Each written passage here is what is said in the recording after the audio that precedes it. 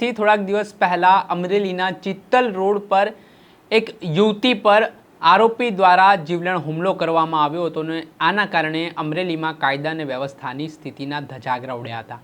આ ઘટનામાં યુવતી અમરેલીની સરકારી હોસ્પિટલમાં સારવાર લઈ રહી છે અને આ બાબતના સંદર્ભમાં અમરેલી સિટી પોલીસ સ્ટેશન ખાતે આરોપીઓ સામે પોલીસે હત્યાના પ્રયાસનો ગુનો નોંધ્યો છે।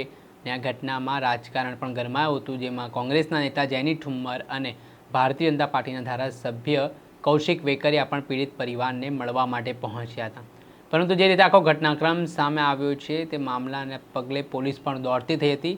વિપુલ નામના શખ્સ દ્વારા પોતાના સાગરીત સાથે મળીને બપોરના સમયે જ્યારે યુવતી ચિત્તલ રોડ પરથી પસાર થઈ રહ્યા હતા, દરમિયાન યુવતીને અટકાવવામાં આવે છે અને તેમની સાથે બોલાચાલી કરી આડેધડ છરીના ઘા ઝીંકવામાં આવે છે, જ્યાં યુવતીને ગળાના ભાગે ગંભીર ઈજાઓ પહોંચી હતી અને હાલ તેઓ સારવાર હેઠળ છે।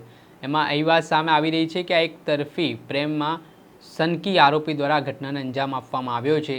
જોકે આ મામલાના પગલે પોલીસ અલગ અલગ ટીમ બનાવીને ગણતરીના કલાકોમાં વિપુલ અને તેના સાગરીતની ધરપકડ કરી હતી। ત્યારબાદ આ ઘટનાના પગલે જે સ્થળ ઉપર આરોપીઓ દ્વારા આ હિચકારા હુમલાની ઘટનાને અંજામ આપવામાં આવ્યો હતો, ત્યાં પોલીસ આરોપીઓને દોરડા બાંધીને લઈ ગઈ હતી અને ઘટનાનું રિકન્સ્ટ્રક્શન કરવામાં આવ્યું હતું। તેમાં દિવસોમાં અસામાજિક તત્વો અને લુખ્ખાઓની શાન ઠેકાણે લાવવા માટે પોલીસ દ્વારા તેમનો વરઘોડો કાઢવામાં આવી રહ્યો છે, તેમની ટાંટિયાતોડ સર્વિસ પણ કરવામાં આવી રહી છે, છતાં પણ આ આરોપીઓ સુધરવાનું નામ નથી લઈ રહ્યા, તેમના પેટનું પાણી નથી હલી રહ્યું ને અવારનવાર હત્યાના પ્રયાસ, હત્યા, મારામારી જેવી ઘટનાઓને અંજામ આપી રહ્યા છે।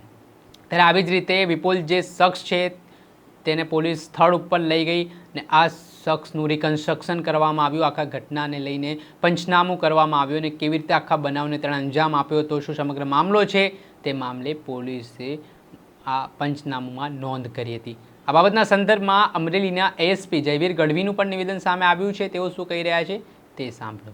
સર, આજે આરોપીઓનું રિકન્સ્ટ્રક્શન કરવામાં આવ્યું, શું તપાસ કરવામાં આવી, મુદ્દામાં શું કબજે થયો, આખી વાત કરો।